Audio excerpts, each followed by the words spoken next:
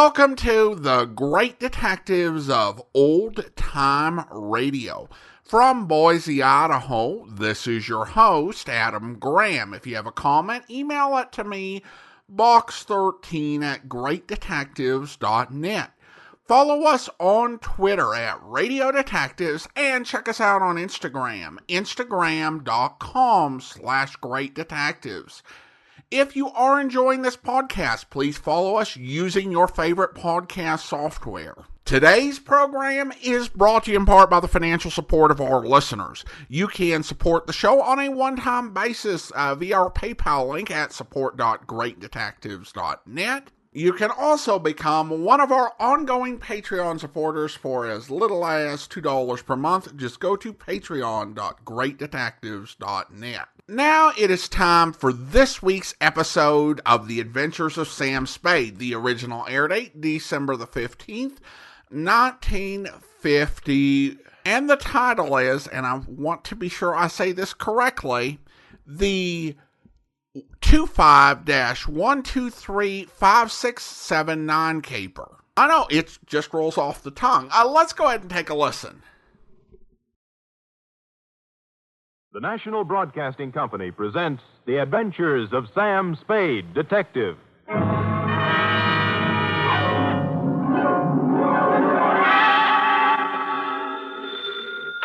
Sam Spade Detective Agency. Me, sweetheart. What was that last? Nothing. That was my teeth chattering. Oh, is it cold out? Out where I was, Effie, I've been swimming. In December? Oh, Sam, you caught a chill. That's true, Eff. I caught a real Russian chill. They're not keeping San Francisco Bay as well heated as they might. The bay? Sam, you were swimming in the... Where else, Eff? But... Oh, Sam, you've been drinking. Only brine, Angel, and what kelp juice I could scavenge. Kelp juice? Oh, it was a taxing experience, Eff. A lesser man couldn't have come through it. Lay out some dry clothes for me, mix me a hot grog, get out your pencil that writes underwater, and prepare to take down a narrative of international intrigue and espionage, which we will call, let's see, the 25-123-5679 caper. What? Or the Russian's number is up.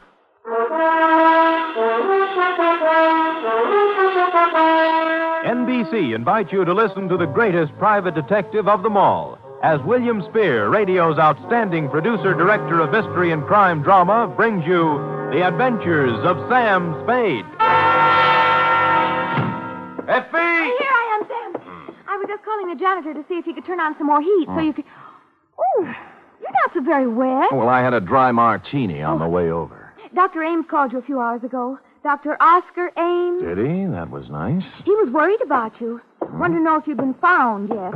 He said you two were on a ferry boat and that he just stepped in to have a cup of coffee, and when he came back... Yes, Effie, yes. Well, can't keep the FBI waiting. The FBI? Well, who else? You don't think I was playing around with kids on this caper? Oh, no, Sam. I knew they were grown-ups. Well, take it down, then. In this going... one, your Uncle Sam was working for his Uncle Sam. Date, fill it in. 2 Federal Bureau of Investigation, Washington, D.C. Care of J. Edgar... Oh, no, that'd be too much. Well, why not? From Samuel Spade, license number 137596. Subject, Boris Kargamensky. How do you spell that, Sam? Kargamensky, K-A-R-G... No, I don't mean that. I mean Boris. Oh, I should have known. B-O-R-I-S. Dear Sir, last night I let my secretary off at 5:30 so that she could go and do some Christmas shopping, although I've told her repeatedly that all I want this year is money. The fog was rolling in off the bay, and it was bitter cold as I came out onto the street, pulling my overcoat collar up around my ears. Seemed like the night for spaghetti. A wonderful spaghetti dinner and some pleasant Italian hospitality down at Mama Pizza's restaurant on the Embarcadero opposite the ferry building. So that's where I went. But Mama Pizza had more than hospitality on her mind when she met me at the door. Sam. Oh, I'm so glad to find you. I was just calling your office. Well, what's the trouble, Mama? Someone been stealing ravioli? Please. It's my cousin Tony. They tried to kill him. Oh, what happened, Mama? Come on, Sam. You eat with us, our table. I make Tony tell you. He's gonna feel so good, but he can talk all right. You're gonna see. She led me to the back of the restaurant to the table where the family generally sits. Her daughters, Angelina and Patty, were there with plates of food in front of them. But they weren't eating any of it. They were staring in awe at the man who sat next to them. He was small to start with, but he was even smaller, hunched down in his chair miserably, staring, unseeing, into a glass of wine. On the table in front of him was a battered old concertina. The top of his head was swathed in a clean, new bandage. Sit down, Sam. Yeah. Sit down. This is my cousin, Tony Calucci. Tony, my good friend, Mr. Spade. Hello, Tony. Hello. Go on, Tony. You tell Sam what's happened on you. Sam, you have your dinner at the same time. Yeah. Don't forget. Tonight you're going to be my guest. What do you like to eat? Well- Scalapini, cacciatore? Well, I don't care, Mama. What's that on your plate, Angelina? You gonna eat that? Well, pass it over then. Waste not, want not. That's what I always say. Now, what happened on you, Tony? Well, I'm on the boat, see. Yeah, what boat? The ferry boat, Auckland ferry boat. Don't you never hear my music on the boat? Ah, you play the concertina on the ferry ride. Sure, but no more. Huh? Tonight on the 6 o'clock boat. Oh, boy. Tonight on the 6 o'clock boat, what? I'm a play inside the first by the sandwich place, and everybody say, "Oh boy, Tony, you good. You play good. Play some more." 10 cents a year, 5 cents, 2 quarters even. Then I go upstairs. Oh boy. Oh, boy. And? Then I go out on the deck. It's very misty, foggy, black. I can't see nothing. I'm very happy. I feel like I play some more. So I'm a walk away back and up and down at the deck and I make a music, see.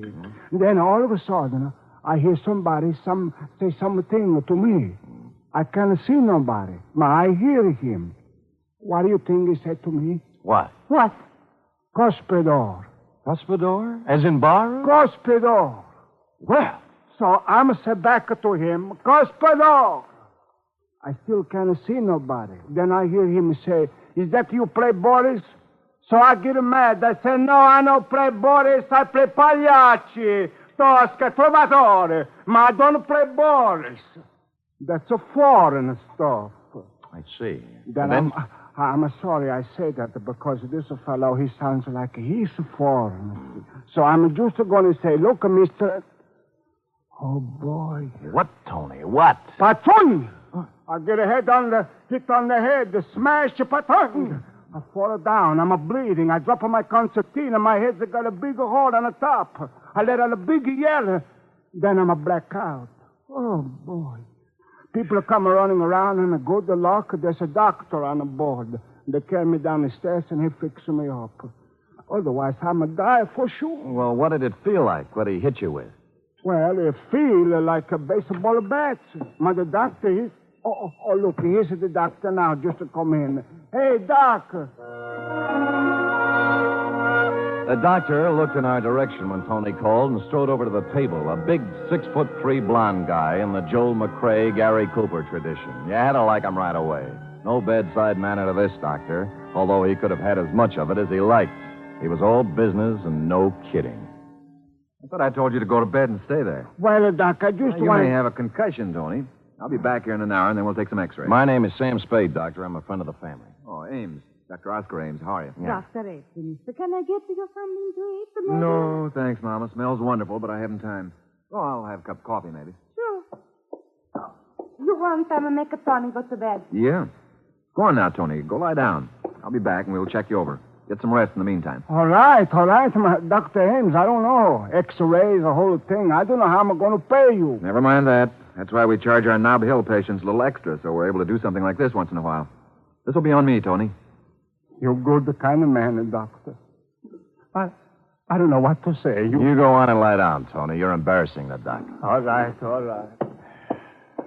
Screwy thing, this one, isn't it, Doctor? Sure is. Here's for your coffee. Oh, thanks, Mama. Yeah, sure is. Homicidal maniac, looks like, Mr. Spade. Oh. Spade? Stams? Are you the detective? Yeah, that's right. Well, I know about you. You did something for a colleague of mine. Murphy? Dr. Raoul Murphy? Murphy? Yeah, I did a job for him last summer. Yeah, he gave you a great send-off. Said, what is all this tonight down here? Detectives? Police? Police? How do you mean? Well, I think there were police.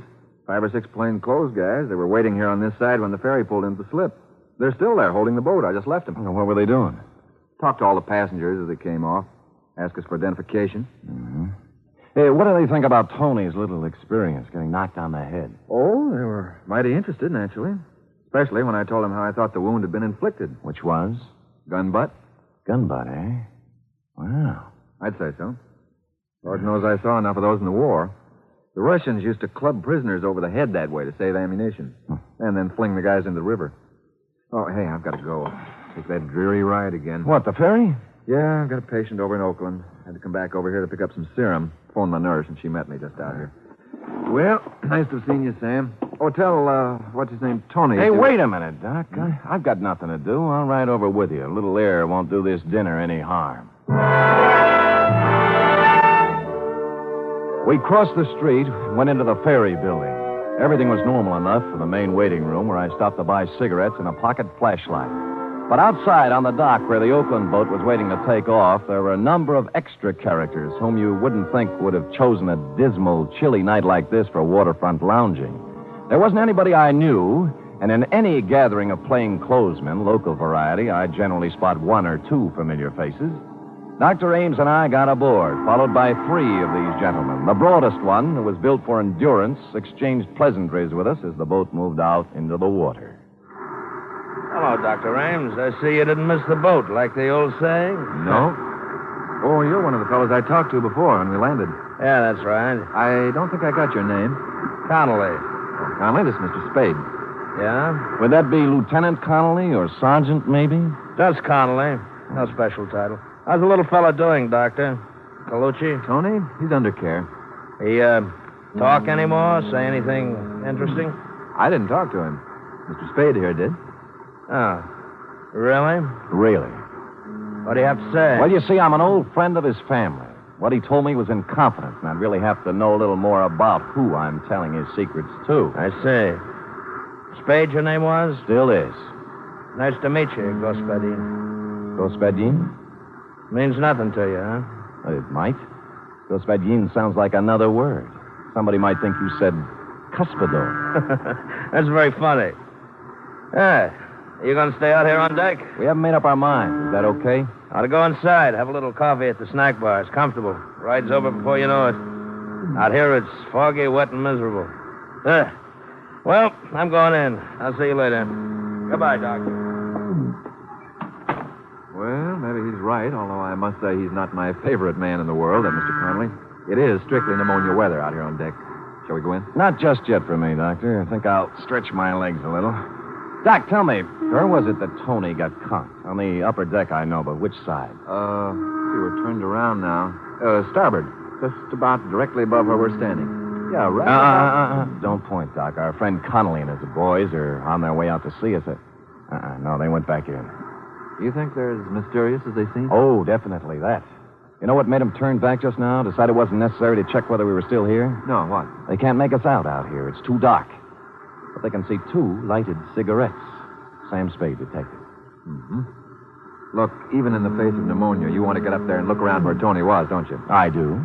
Well, then hand me your cigarette, and I'll smoke them both a yard apart, and we'll both be here. Except you. Oscar Ames, M.D. Masterful thinking, Doc. Go ahead, I'll be here.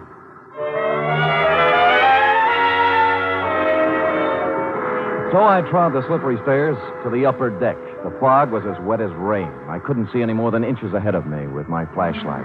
Finally, I stopped about amidship and looked down over the rail.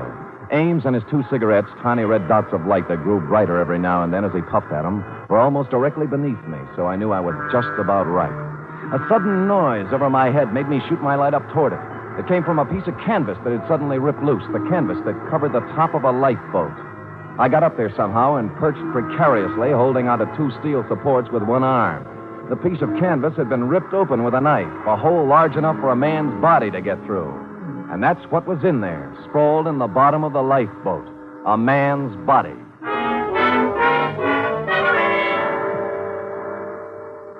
He'd been stabbed in the neck. This was the man who had slugged Tony, or so it seemed, because the gun was still clenched in his right hand, barrel reversed. There was nothing in his pockets, just a handkerchief and $2 in change. But my flash caught a speck of something white in one of his shoes. There was a bit of paper with 2 typewritten lines on it. I let myself down to the deck, rubbed the circulation back into my arm where I'd been holding on, and prepared to read the note. And that's when my flashlight went dead. I groped about, cursing them for not checking their batteries, until I found a faint, ghostly glimmer of light overhead, out over the edge of the ship on the outside of the rail. I climbed over, steadied myself against lurching, and lit a couple of matches. It said, International Postcard Shop, Geary Street, SF. Greeting card for Boris. I put the bit of paper in my pocket and turned to climb back over the rail. And then something came at me from the black. It caught me full in the center of the forehead. And as I staggered, came again like a block of wood right on the top of my head. It made it burn with sudden fire. Tiny points of light glittered in the blackness, came rushing toward me and grew larger, and I fell crashing over the side.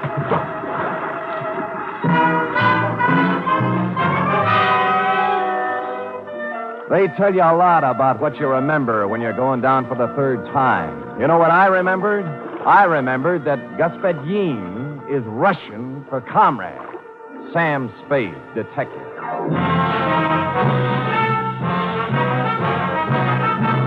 You are listening to the weekly adventure of radio's most famous detective, Sam Spade.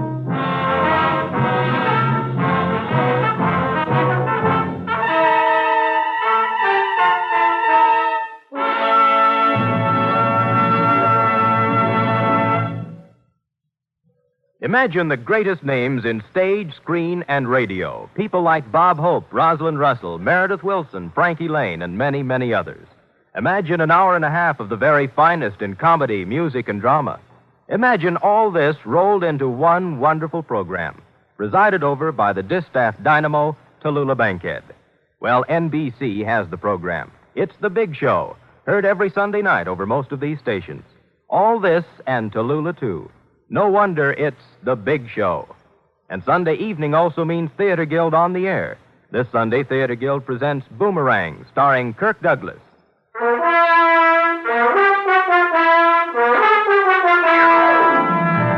And now back to the 251235679 caper. Tonight's adventure with Sam Spade.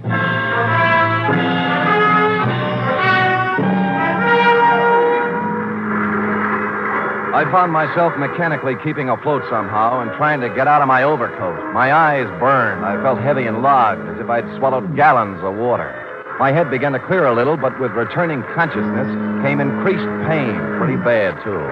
From out of the misty blanket, from every direction, in a dozen different keys, from near and far, foghorns sounded. I knew that by now the current had swept me out of the path of the Oakland ferries. The water was chilling me.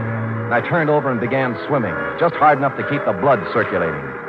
The lights of a boat came into sight suddenly, and I threw back my head and yelled. But the horn crying its warning drowned me out, and the boat went on, and the fog closed in behind me.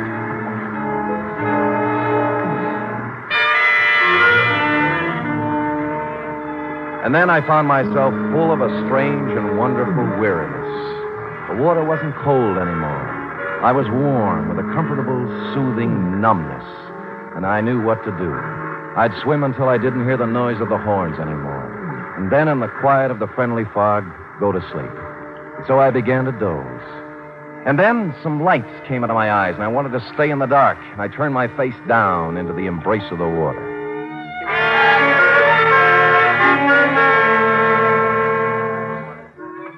And then I wasn't where you'd expect at all. I was lying on a baggage truck that was moving. People were crowding around, walking beside the truck, staring at me. The guy in uniform, wheeling me, noticed I had my eyes open. Well, hello, pal. Welcome back to the United States. Hello, what part of the United States? Just landing in Sausalito. Lay still. We'll take you over to the hospital. Sausalito. How long before this boat gets back to San Francisco? Right away. Well, okay, I'm going with... Hey, wait, you ain't in no condition. Thanks, I'll be okay. Half an hour later, shivering and shaking in my wet clothes, keeping my mouth clamped tight so my teeth wouldn't sound like a dice game, I climbed into a taxi at the ferry building and went to my apartment. There I swallowed half a pint of whiskey and rubbed myself with a coarse towel until my skin was sore. Then I looked in the pocket of the soggy suit I'd hung up to dry. It was still there, a piece of paper from the dead man's shoe, damp but legible. International Postcard Shop, Geary Street, SF. Greeting card for Boris. I got up to put on a dry suit and then changed my mind. Put the wet one back on. Good evening. Good evening. Are you the proprietor here? Yes, that's right, sir. 6 years at the same location. Oh, my goodness, is it raining out? You really got... Dowsing? Yes, I did. Nice collection of postcards from all over, eh? Yes. South America, every place. Yes, yes. I pride myself on having the most complete possible selection. Was there something you had especially in mind? Yes, there was. Oh? I'm looking for a greeting card for Boris. You... What's the matter? Didn't you hear me? Yes. Didn't you understand? Well, Well, what? It's only that I didn't exactly expect somebody like you. What did you expect? Somebody slinking around in a false mustache, wearing dark glasses, and an Inverness cape? No, I... You know, with your type of thinking, you may not be the right man for this job, Gaspedian. Now, wait, please, Mr. Lyubov. I thought you were dead. You drowned. Yeah, who told you that? Well, you know. Yeah, well, I didn't drown. I jumped in the water when I heard him coming. You can see how wet I still am. Yes, of course. So you escaped. Easily. Enough talk. Hand it over. The greeting card for Boris. Very well. Let's see. That's San Francisco, of course. He turned and reached down onto the counter. I slipped my hand under my armpit and held my .38 ready in case he came up with something similar. But all he brought forth was a box marked special. On this, he expected something and handed it to me. I took it with a knowing expression on my face, but I didn't know from nothing as to what it meant. All it was an ordinary postcard, that's all. A picture postcard showing the Golden Gate Bridge. Underneath it, the caption, Wonder Cities of the World, number 25, 1, 2, 3, 5, 6, 7, 9, San Francisco. Nothing else. I was afraid my mouth was open. What's the matter? Matter? Don't you know how to read the name? It's so difficult, of course. Idiot, certainly I know how. I was just admiring the work, that's all. Oh, it is excellent, isn't it? Look, you'd better go now. You've been in here an awfully long time. We don't want to... No, of course we don't. I'll go, Gaspedian. Gaspedian, I'm sorry to have been overly cautious. There is no such thing as over-caution. Thank you. You were so... Well, you seem like an American. So do you. I strode out onto the street, clutching my postcard, but I shoved it inside my sleeve a moment later because who I saw standing under the misty glimmer of a streetlight waiting for me was my heavy-set, mysterious friend from the ferry boat, Connolly. I turned my head around and glanced down the other end of the block behind me. 2 other guys were there, sure enough. And they advanced slowly toward me with their hands raised, palms out, as if they were showing me they weren't carrying guns. I reached my hand inside for mine all the same, but I never got to use it because Connolly rushed me from the other side. I caught him on the chin and he went down, clattering into an ash can. The other 2 boys grabbed me and held my arms behind me. Connolly got up, rubbing his face, and I waited to get murdered, but no. All right, Joe Louis. Bring him along.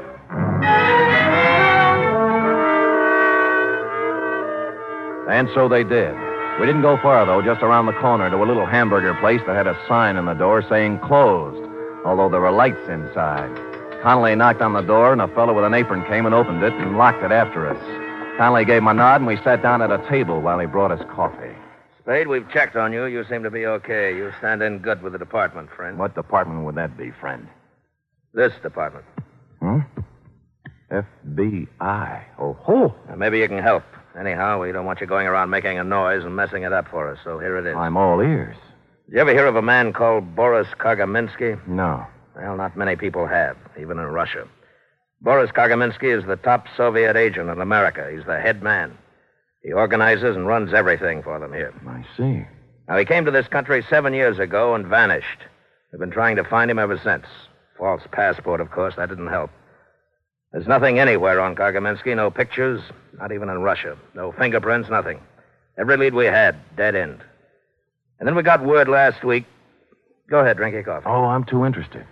We got word last week that another agent, an unimportant little guy named Lyubov, was on his way to San Francisco and that he would definitely have to contact the big gun. Something to do with the Chinese war business that only Kagaminsky is big enough to handle. Well, our man tailed Lyubov all the way out here, and then he lost him. The Oakland ferry. Well, that didn't bother us very much. He called us, and we were waiting on this end.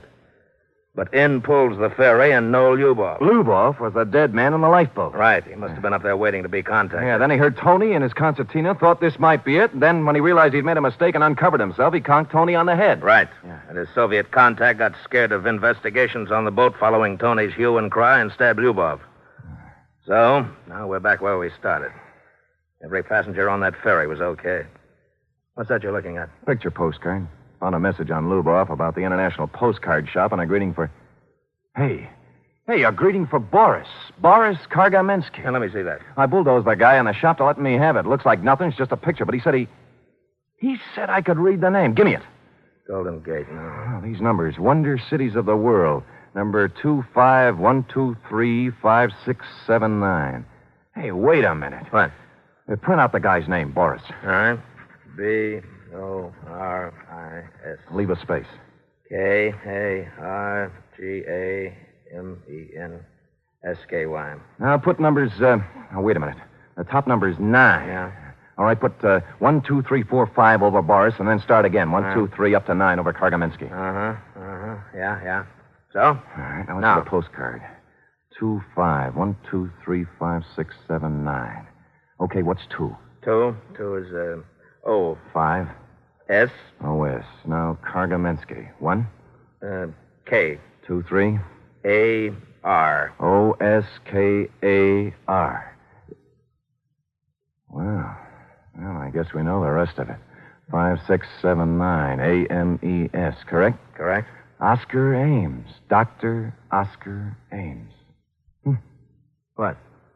I was just thinking. He was worried about me catching pneumonia.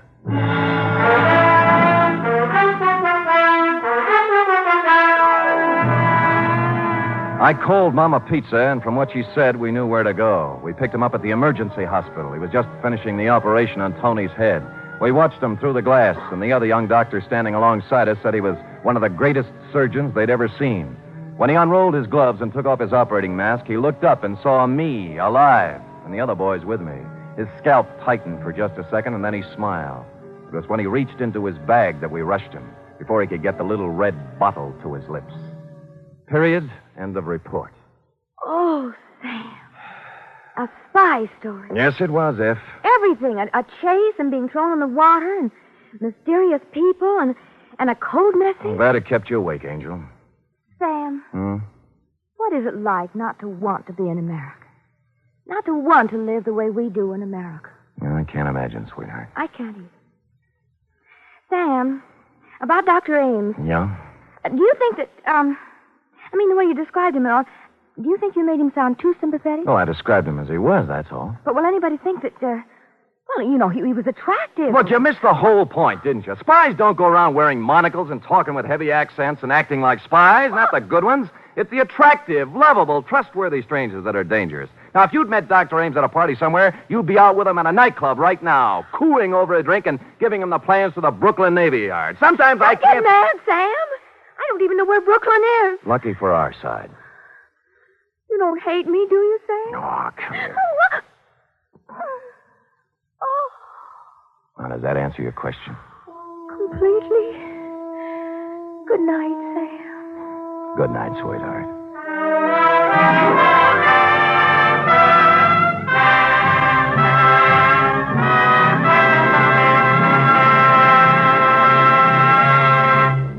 The Adventures of Sam Spade are produced, edited, and directed by William Spear. Sam Spade was played by Stephen Dunn. Lorene Tuttle is Effie. Script for tonight's adventure by William Spear. Musical scoring by Lud Gluskin, conducted by Robert Armbruster. 3 chimes mean good times on NBC. There's no cover charge at Duffy's Tavern. Just keep your dial tuned to NBC later as Archie the manager and his delightful friends cook up another mad and merry session at that remarkable restaurant, Duffy's Tavern. This Sunday, The Big Show comes your way on NBC again, an hour and a half of the best in comedy, music, and drama, with guests Bob Hope, Martin and Lewis, Rosalind Russell, Frankie Lane, and unpredictable Tallulah as MC. Go ahead. Tell them about the thing. Oh, yes. Sam Spade and Effie asked me to remind you about The Thing. The Thing for kids for Christmas. You know, The Thing can be anything you think an underprivileged child would like for Christmas. In your town, there are civic groups who are cooperating with this Thing for Kids campaign. Send your new or used toys to the collection centers in your town and help make some child's Christmas brighter. It'll make you happier, too. Thank you.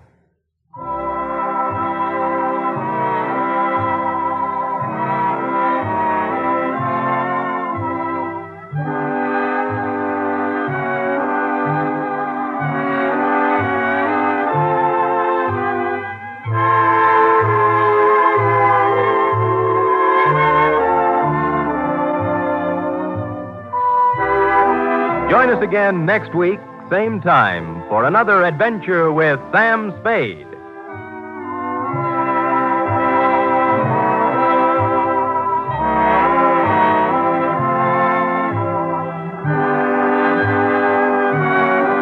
Enjoy the magnificent Montague, then it's Duffy's Tavern on NBC.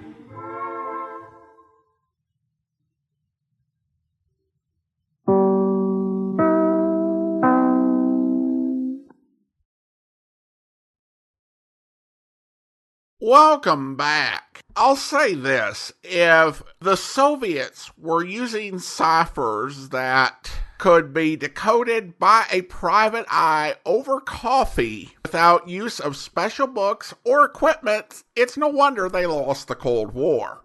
Though it should be said that there's a reason that they call Sam Spade the greatest private eye of them all, and there's also explains why Sam was able to return to San Francisco by boat after nearly being drowned to death and probably concussed. Having a recent concussion is probably the normal state for Sam Spade. It is the near superheroic resiliency of the hard-boiled private eye, at least over radio.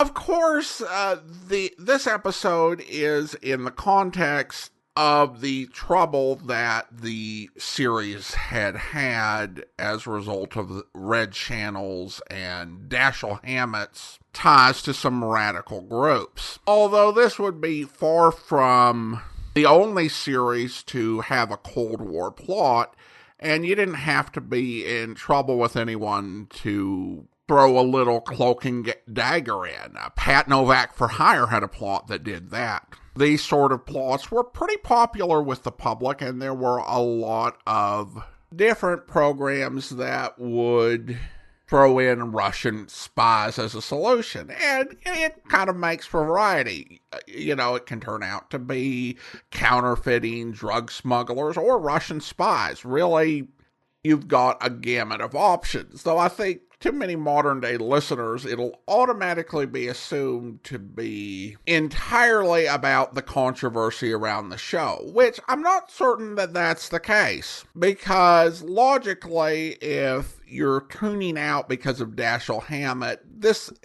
you wouldn't hear this episode. And it's not going to be repeated. So, essentially, the people you would be making this episode to or targeting are no longer listening to the program. But then again, people don't always act logically. And someone at the network could have thought it was a good idea to do this and may have mandated this sort of plot, because people at networks tend to act less logically than anyone else. All right, well, listener comments and feedback now. We have a couple of reactions to our Maltese Falcon special. And we have a comment from Greg, who writes over on Facebook, "I loved it. A totally enjoyable rendition of the Maltese Falcon. Keep up the great work." And then Carrie emails in, "I enjoyed hearing the Lux Radio Theater version of the Maltese Falcon. I agree that Edward G. Robinson's take on Spade was different than Humphrey Bogart's, maybe a little less manic and or more detached. I also agree that Robinson is less attracted to O'Shaughnessy, which to me rings truer. The one complaint I have with the movie is how Spade really does seem to fall for her more than was merited." Carrie, that's a fair point of view. I keep going back and forth because I think that there is something logical about the way that Robinson portrayed Spade. And I think you can make a good case that it's far closer to what Dashiell Hammett wrote. But there's something about Bogart's performance that just absolutely holds me. It is maybe the manic turns of it, as well as if you've never read the book or watched the movie, there's a certain unpredictable quality to him. And a question of, what does he really think? What does he really feel? And at the end, you find how invested and conflicted his take on Spade is. Now, it does not actually make a whole lot of sense, but it's so well performed, it gets you to buy it. So it's just the drama in my soul, I guess. Carrie also says, regarding Laird Cregar, Gutman in the radio program, I looked him up on Wikipedia and was saddened to learn that he died at age 31, just 2 years after the Maltese Falcon radio program. Apparently, he went on a crash diet for his role in The Lodger, and it was so hard on his system that he had a heart attack and died soon after. One of Cregar's roles was as a police detective in the movie I Wake Up Screaming, which also starred Victor Mature, Betty Grable, and Carol Landis. A bonus with this movie is that it also has Elisha Cook Jr., who of course played Wilmer in the Maltese Falcon movie. It's a good noir movie, and I'll definitely check that out, Carrie. It had been on my list as one to view, and I've read up on it even more after Carrie's email, and it does look like a worthwhile experience. I put up a poll on YouTube regarding Sam Spade and Howard Duff's performance, and received a comment from Chris, who writes, when we were kids in Ireland, we used to get potato crisp, or as we call them, the U.S. chips, called Sam Spuds, and remember a picture on the bag of a potato with a fedora and a trench coat. Well, thanks so much for that image, Chris, and I appreciate the story. And of course, there is that debate, actually, as to what's better, the crisp that you'll get in the UK and parts of Europe, or the potato chips in the United States. I've been curious about it, and I actually a small amount of British crisp, and I'll give them a try and see how I like them. What were we talking about again? Oh, Sam Spade. So we received some comments regarding Steve Dunn, his first episode, and Dunn versus Howard Duff, and we're going to go ahead and go through those. And we start with Eric, who writes, nothing against Dunn, but I feel like he's still stuck doing a half impression of the cadence of Duff while trying to bring his own twist. It must have been limiting as an actor to step into Spade's shoes after the character having so many years of expectations about how Spade sounded. Back then, the character was the thing, and they would often swap out actors. They even swapped Gildersleeves. When they swapped Johnny Dollars, it's still recognizably the same character, but with a slightly different feel. But here, it still seems like an imitation. Well, thanks for the comment, Eric. I think, and this was in regards to the very first episode with Steve Dunn, which pretty much all the comments we're going to be reading are. Anytime you have one of those shifts, it can feel a little bit weird. Like, I even think of the first Edmund O'Brien episodes of Johnny Dollar, or the first John Lund episodes of Johnny Dollar. Oftentimes, as was the case with the Over My Dead Body caper, they're using a script that was originally written for the previous actor. Or if they're not using a script that was for the previous actor, the writers are still writing for the previous actor, for the previous portrayal and the way that he played it. It can take a while for both the writers and the actor to really develop a rhythm, and for them to come up with a new interpretation and to have that fully fleshed out. I think Dunn does that quite a bit, though I can definitely understand how that first episode had that feeling of, this guy's trying to wear somebody else's shoes. And it's always the challenge for the actor to make the role his own. Roncher wrote, over on YouTube, this guy will never get anyone to forget Howard Duff. That part is true, because I think all these decades later, Duff Spade is better remembered, as is Duff himself. Pete writes, the theme of this episode, Sam being presumed dead, only to reappear very much alive, would have been a lot more poignant if Howard Duff had been still playing the role. You can try to kill him, but not even the Red Scare can keep a good detective or actor down. With Dunn, it's almost as if they're saying, we know this isn't the same guy, but close enough even with no cigar. I think it's fair to say that they were trying to have it both ways, not having Howard Duff, but still trying to build on the success of Sam Spade with a different actor. And I think it was something that people at NBC didn't quite fully get. All the feedback that they got was not from people who just wanted a series called Sam Spade. It was from people who wanted Howard Duff back on the radio playing Sam Spade. And without that, it just doesn't stand out from all the other detective series. I still think there are some really good cases or capers, but it's definitely not the same series.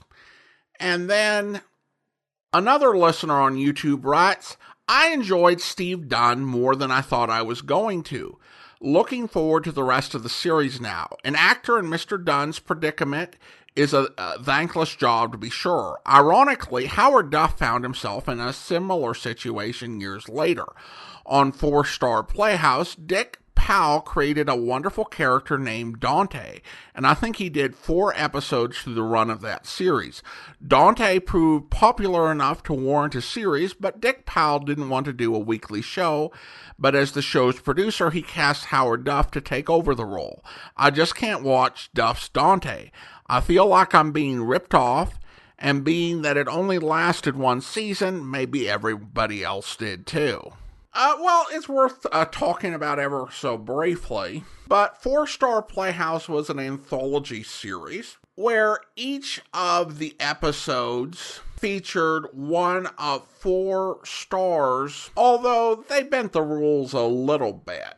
Frank Lovejoy starred in an episode that was a backdoor pilot to Nightbeat, which we played a few years back, and wasn't one of the 4, but that was the general rule. And he did create this character, Dante. He did 4 episodes with Dante in season 4, and I don't know how many are actually circulating around, but he appeared 8 times total in the course of the 4-year run of the Four Star Playhouse. And Powell was really in the most fulfilling part of his career, where he was creating rather than doing all acting all the time. Four Star Playhouse ended in 1956, and they wouldn't actually spin off Dante into its own series until 1960, so already that's not really striking while the iron is hot. That the series only lasted 1 season, I wouldn't read a whole lot into, because there were a lot of good television programs that didn't make it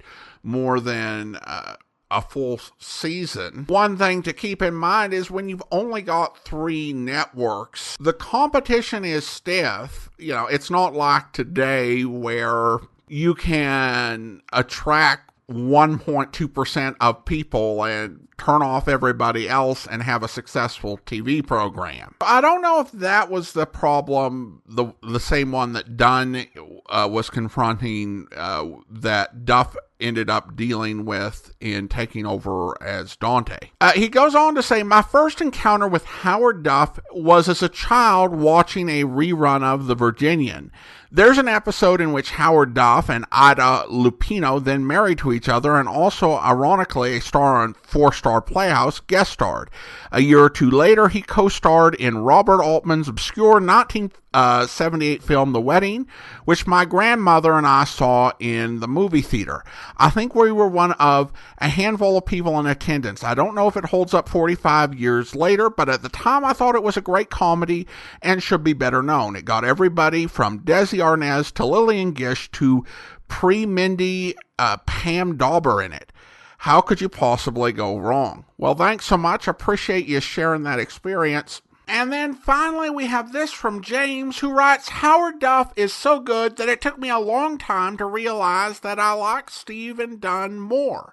I feel that the show became funnier with him as Sam. Thank you so much. I appreciate all your comments. And now it's time to thank our Patreon supporter of the day. And I want to go ahead and thank JL. JL has been one of our Patreon supporters since November 2020, currently supporting the program at the Shamus level of $4 or more per month. Thank you so much for your support, JL. And that will do it for today. If you are enjoying this podcast, please follow us using your favorite podcast software. And please rate and review the show wherever you download us from. We'll be back next Monday with another episode of Sam Spade, but join us back here tomorrow for yours truly, Johnny Dollar, where... Dollar? That's right. Mr. Bennett? Come in, come in. I'm not going to ask you to sit down. I know why you're here. You have insurance investigator written all over your face. Well, in that case, we can get right down to the business at hand. What caused the fire? They don't know yet. It was deliberate. What? Somebody started that fire, that's what. And I know who. Get him and you'll save yourself some work. Tony Midas. Tony Midas? Who's that? The crackpot that set fire to my building. He's out of prison now, and he swore he'd get me. Well, now, look, maybe you'd better tell me just who he is and why he'd want to get you. Tony Midas worked for me once. I caught him stealing money, and I prosecuted him. He was sent to prison for 5 years, and he's the one you want. You seem pretty certain of that. Of course I'm certain of it. I know what enemies I have, what friends. Don't tell me I'm going to have to pussyfoot around with someone like you and get any place in this whole affair. Well, there are some witnesses who got a look at the man who started the fire, or at least it's a good bet he's the one we're after. So tell me, what does this Tony Midas look like? I don't remember. I hardly ever remember faces. But you remembered his threat. You bet your last nickel I remember his threat. And he's the kind of screwy punk to carry it out. Last week there was a small story in the newspaper that he was being released from prison. Well, then we'll certainly look him up and have a talk with him. That's very good of you, I'm sure. Oh, now, look, this can be a very difficult thing all the way around, or we can all cooperate, Mr. Bennett. I'll cooperate. I know why you're in town. I know who you came with. I met that glorified fire inspector yesterday. Underwood, you people don't fool me, and I'm not trying to fool you. Get Tony Midas, and you've got your man. Did you tell the police about Midas? No, I was waiting for some bird like you to walk in here with your high-handed attitude. Now I've told you, now you can get out and get busy looking for him. I hope you'll be with us then. In the meantime, do send your comments to box13@greatdetectives.net. Follow us on Twitter, @Radio Detectives, and check us out on Instagram, instagram.com/greatdetectives. From Boise, Idaho, this is your host, Adam Graham, signing off.